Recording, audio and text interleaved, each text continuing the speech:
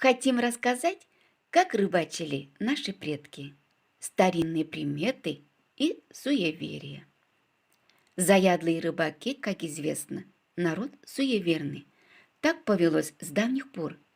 Они, например, не любят, чтобы по дороге к берегу встречный пожелал хорошего клёва, остерегаются давать в чужие руки свои снаряжения, воздерживаются от подсчета улова до окончания рыбалки.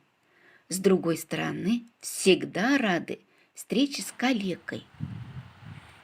Наивно целуют первую мелкую рыбешку, аккуратно сняв с крючка, а затем отпускает обратно за папой, за мамой, за дедом, за бабкой. Многие поверья сохранились незапамятных времен. Считалось, что более удачливым будет тот невод, нити для которого спряла беременная женщина. И не в любое время, а в период полнолуния. Подбирая материал для удилища, обычно отдавали предпочтение орешнику. Да еще и не любому всякому, а тому, что растет непосредственно в муравейнике или хотя бы поблизости от него.